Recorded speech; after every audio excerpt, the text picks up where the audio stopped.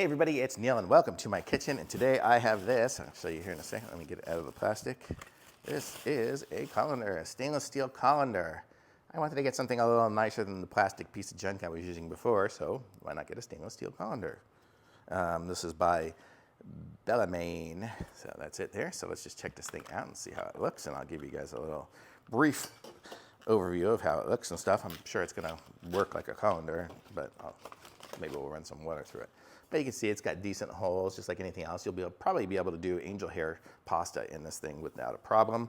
It's smooth on the outside. It's got a little bit of roughness, I guess. You can tell it went from the inside to the out. The inside is super duper smooth. The outside has a little bit, not the shiny finish. So that's that.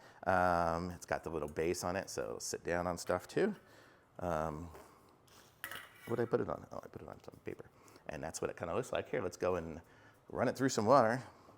So water runs right through, pretty easy. So if I'm making pasta or anything, this water is super hot. It'll work. So it's kind of good there. And then you can shake it out. And it's made out of stainless steel, so we shouldn't be rusting or anything. So I'm gonna say this thing pretty nice. You can see it's got a little bit of water retention in the holes. But I always do this to get some of it out. And you could just dry it off with this. So. And there we go, dries off pretty good. So super cool, nice little colander. You got the handles here. It's not big enough for me to fit across, but it's good. And you can put it down on the bottom. What's good about this one here, it has this base. You can put it down on the bottom of your sink and it's not gonna be touching the bottom, so you're not gonna get that splashback of sink water into your pasta or whatever it is you're drying. So very cool. So I'm gonna say thumbs up from me on this colander, and the link's in the description. Like this video, subscribe to my channel, and I'll be back with some more reviews soon.